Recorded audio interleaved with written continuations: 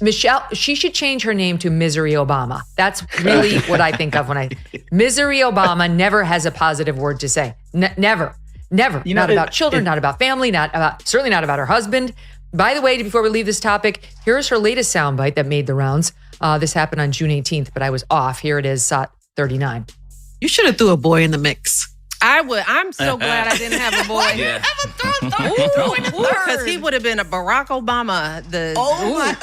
Baby Barack. It would have been amazing. Ooh, no, I would have felt for him. What happens when a former first lady collides with a Megyn Kelly mic drop? Pure, unfiltered mayhem. Buckle up, because Michelle Obama just stepped into a rhetorical blender, and Megyn slammed it to puree. From stage sincerity to speeches that land with the grace of a lead balloon, Megyn rips off the glossy facade like a clearance sticker on a knockoff lunchbox. Still think the Obamas are untouchable? Think again. This takedown isn't just sharp. It's laced with sarcasm, packed with precision, and impossible to scroll past without stopping to stare. Oh, I genuinely think she meant what she said. Oh, God, I'd have another Barack Obama on my hands. And who the hell wants that? I mean, we kind of can relate, but whatever. It's fine. It's different. We're the general public. But it was so funny. Like, I'll show the audience one other thing. Yesterday we had on Ruthless, and Josh Holmes was saying you should show some outtakes because we showed a tease. I'm like, we should show some outtakes. So they cut a couple of you and me, and we were sitting there, and just how funny it was because she's so absurd. We had no idea she was this negative a person. Megyn, wielding the precision of a surgeon and the fire of someone who's been dying to say, "I told you so" for years, shredded Michelle's royalty cosplay like it was hanging on a Black Friday clearance rack. Because let's be real, the only thing more predictable than Michelle's "I'm just like you," but also your queen routine is the media collapsing into synchronized swoons every time she so much as exhales near a podium.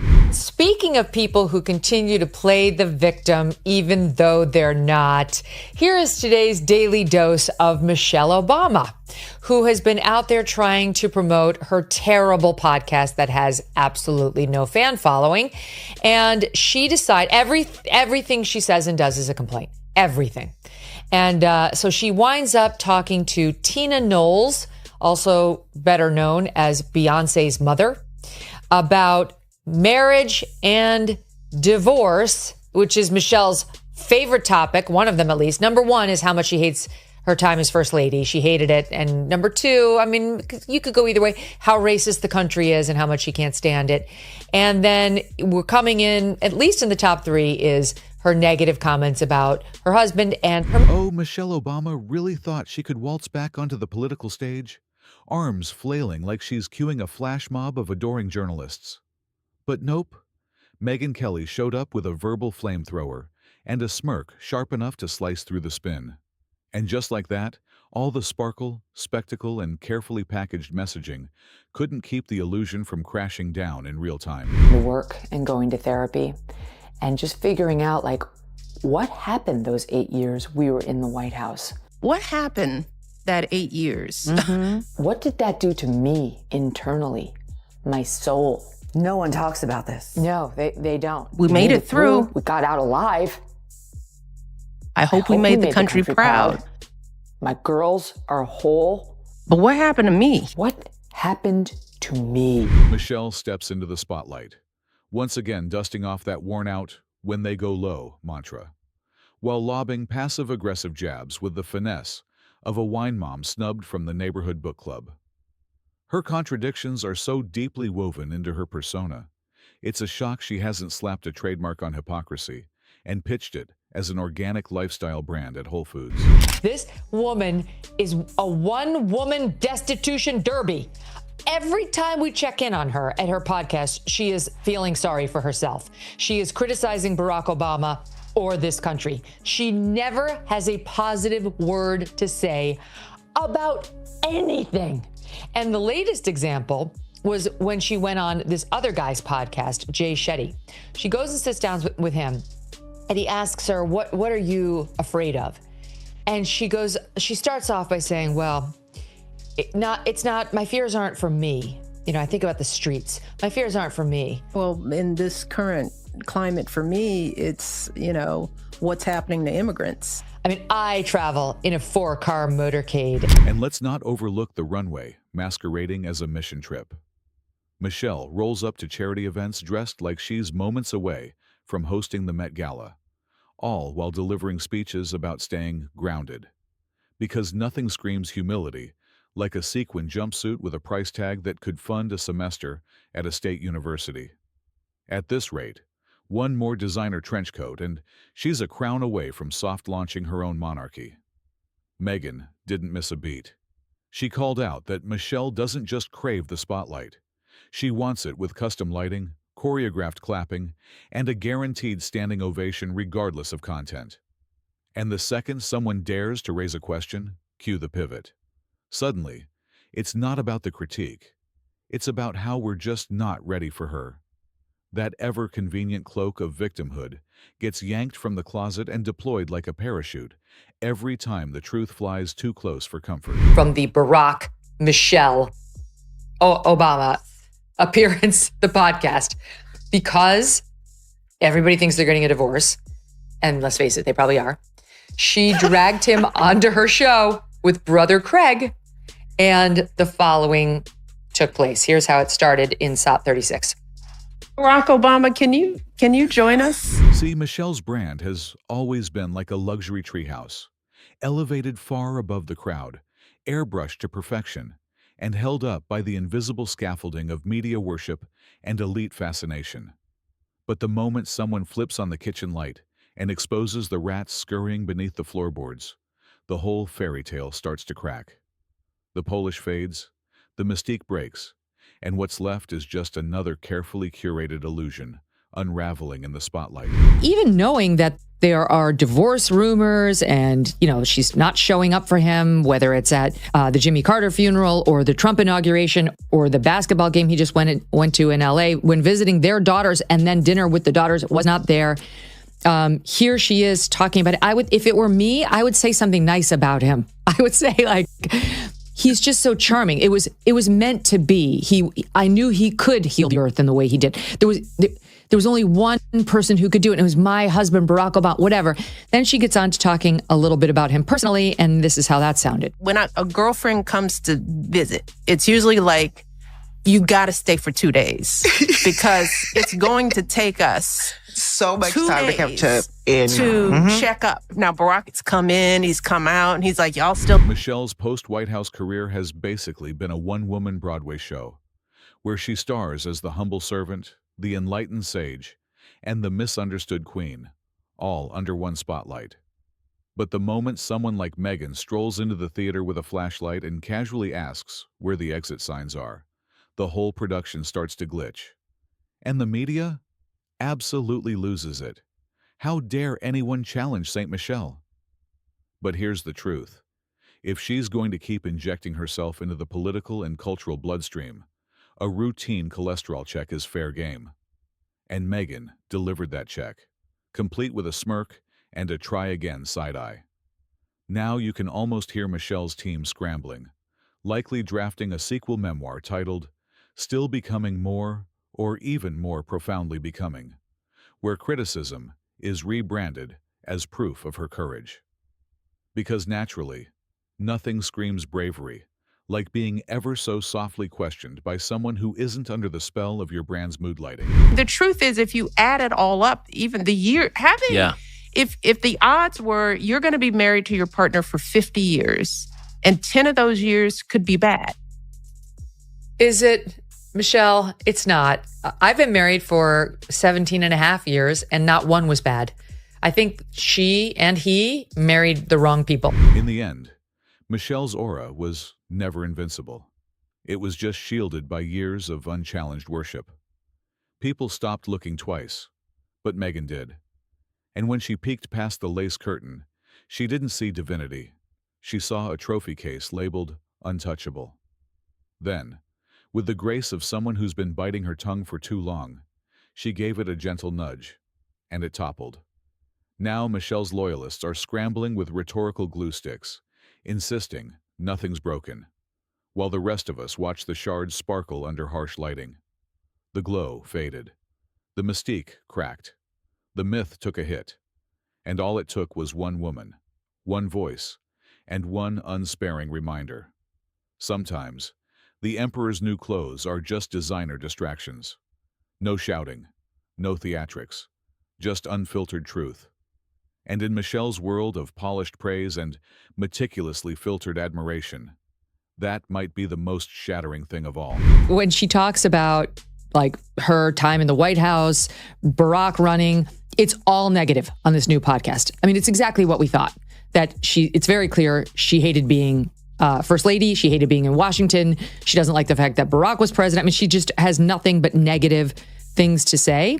Here's just one small, she doesn't like openly get, caustic, but she makes it pretty clear that. And while Michelle struts around playing the role of too elevated for politics, her every move screams First Lady 2.0, a sequel nobody ordered.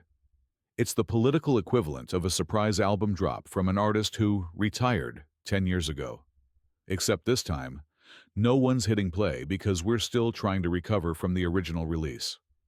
But Megyn Kelly, she wasn't buying a second of it. Not the faux humility, not the Harvard halo glow, not the neatly packaged hardship tales that somehow include Ivy League degrees, VIP internships, and a resume polished enough to blind a bald eagle. Please, do regale us again with tales of adversity, while sipping herbal tea in a mansion the size of a hotel lobby. Michelle's relatable anecdotes feel like someone Googled common people problems and had them printed on cue cards. Forgot your lunch once? Had braces? Tragic.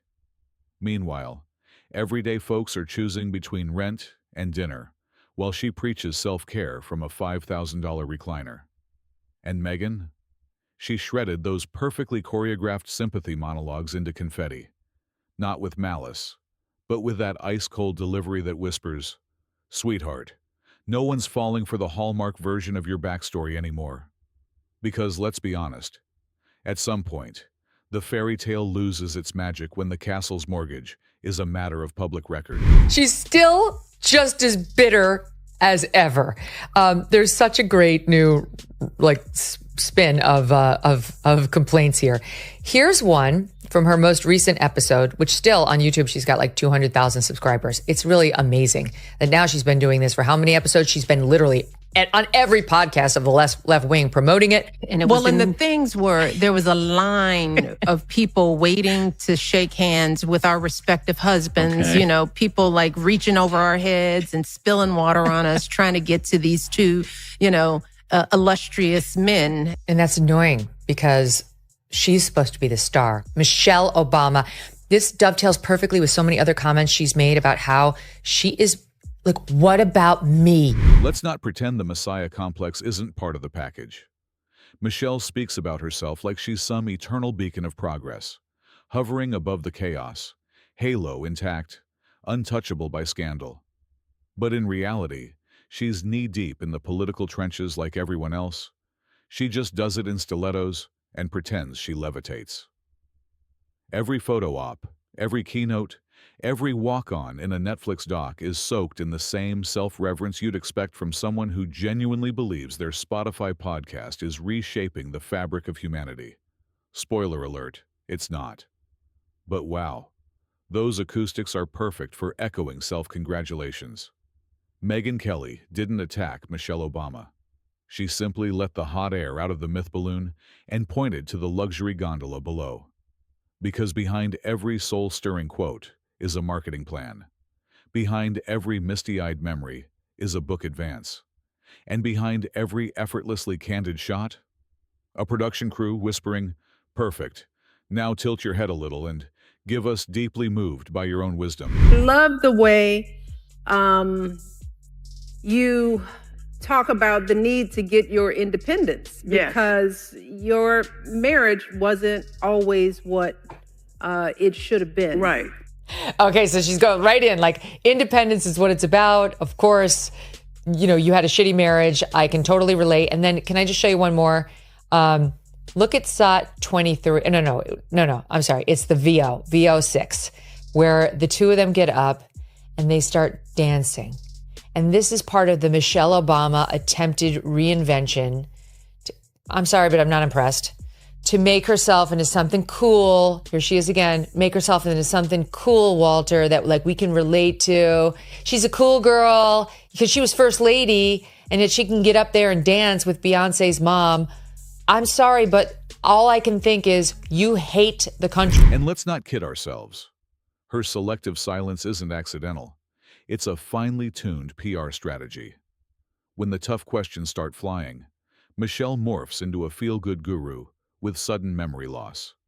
Suddenly, it's all about our journey and raising strong daughters, while dodging any direct answers and subtly reframing every critique as an assault on all womankind. It's the ultimate shell game. Shuffle the narrative just enough so anyone pointing out contradictions gets tagged as a hater, or worse, culturally bankrupt. Because in the Church of Michelle, dissent isn't just unwelcome, it's heresy. And Megyn, she showed up as the heretic with a flashlight and a bullhorn. Let's talk brand building. Michelle didn't just write a memoir. She dropped a full-blown emotional Marvel Cinematic Universe. That wasn't a book. It was a soft-focus, slow-motion spiritual odyssey, sponsored by Whole Foods, SoulCycle, and the lingering aura of Oprah's book club. Each chapter came wrapped in linen-scented self-importance. Like vulnerability was a luxury clutch you only carry during press tours and Netflix rollouts. There's real authenticity. And then, there's hiring a ghostwriter to turn your morning squats into a sacred rite of passage that ends in a protein shake and a standing ovation TED Talk. There will be parental pain. We have to become tougher for the sake of our kids. And I just don't think that there's any way around making this easy for parents. I think that that's what we... Parenting is never easy. It's not supposed to be. And it's not fun. You know, life isn't fair. And that's another lesson for kids to learn. That's right. It's not fun. It's painful having children. It's not fun. And she wonders why, as she told Amy Poehler, her daughters run the other way when she opens her mouth to offer what is surely unsolicited advice. Like I look back on my own experience with my kids. Yeah, it's hard when they're very little. It's a lot more hard work than, now my kids are 15, 14, and almost 12. But it's still fun. They're so cute. I don't know a mother who would look back at years 1 through 13 and say, it's going to be bad. Those 13 years, they're bad. The kids are a hassle. And then doubles down here saying parenting is not fun. It's painful. And then came Megyn, not with fire and fury, but with the emotional force of a paperclip and a perfectly timed raised eyebrow. She didn't need to launch a hit piece or dredge up scandal. All she had to do was wave a tiny reality check, like a polite little flag. And just like that, Michelle's fog of feel-good motivation started to look more like steamed-up glass. Megyn didn't shout. She held up a mirror. No neon signs, no moral panic. Just a calm, classic dose of, does this even make sense? Logic. And it was enough to send Michelle's glowing empire of affirmations swaying like a motivational Jenga tower on a caffeine crash. Her diplomacy style? It's like getting slapped with a velvet pillow stuffed with condescension. She doesn't clap back. She redirects, which is PR code for lobbing a passive-aggressive grenade while wrapped in a smile and a designer cardigan. The media eats it up like it's artisanal empowerment served on reclaimed barnwood. Meanwhile, the rest of us are sitting here wondering, wait, did she just call someone irrelevant by saying the word interesting 3 times in a row? Like I look back on my own experience with my kids. Yeah, it's hard when they're very little. It's a lot more hard work than, now my kids are 15, 14, and almost 12. But it's still fun. They're so cute. I don't know a mother who would look back at years 1 through 13 and say, it's going to be bad. Those 13 years, they're bad. The kids are a hassle. And then doubles down here saying parenting is not fun. It's painful. But Megyn walked in like a librarian during finals week. No fluff, no fanfare, just facts. Fully footnoted and double-checked.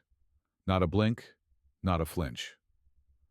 While Michelle's fan base was busy hyperventilating into their monogram tote bags, Megyn simply noted the obvious, that a woman constantly cocooned in applause might not be the most reliable gauge of her own authenticity. Because when you marinate in a motivational echo chamber long enough, cheers start sounding like constructive feedback, and yoga poses start looking like political resistance. And just like that, the carefully curated image of Michelle as America's wise First Lady turned soulful sage began to unravel. Thread by Instagram caption thread. What once felt like a transformational icon now looked suspiciously like a corporate life coach armed with a speechwriter and a lighting team. The illusion didn't explode. It cracked quietly, under the weight of a dry smirk and a mirror that refused to flatter. You should have threw a boy in the mix. I would. I'm so glad I didn't have a boy. Yeah. Because he would have been a Barack Obama. It's like baby Barack. It would have been amazing. Ooh, no, I would have felt for him. She just borrowed our boys. Yes, I got plenty. Wow. Did you catch that? She's glad she didn't have a boy because he would have been a Barack Obama. And that's a hard pass for her. This woman can't stand him. She can't. Wait a minute. Now I like her. She prevented another Barack in the world. The Iranian regime quakes. We could have had another shot. The performance? Always the same. Cue a few strategically timed tears, a sentimental nod to her roots, and the ever-reliable claim that she never wanted the spotlight. Meanwhile, Michelle's graced more magazine covers than most heads of state. And for someone allegedly allergic to political drama, she's got a real talent for stirring the pot and garnishing it with self-congratulation. The irony, sharp enough to cut glass. She brands herself as a unifier, yet her every sentence drips with condescension so rich it might as well be artisan jam. That once inspiring message of hope, it's morphed into a passive-aggressive TEDx sermon about how the rest of us just aren't evolved enough to grasp her genius. Megyn didn't need to yell. She didn't rant. She simply deconstructed the fairy tale, one designer brick at a time. And suddenly, the Empress's new clothes started to resemble borrowed power suits and catchphrases on a loop. Michelle's playbook is older than soap opera cliffhangers. Dust off some performative victimhood to sidestep accountability, sprinkle vague affirmations to fake depth, and ride that nostalgia wave like a surfer, pretending the tide isn't crashing. Remember when she planted that garden? Sure, right before the chef harvested the kale, and the PR team wrote a press release about it.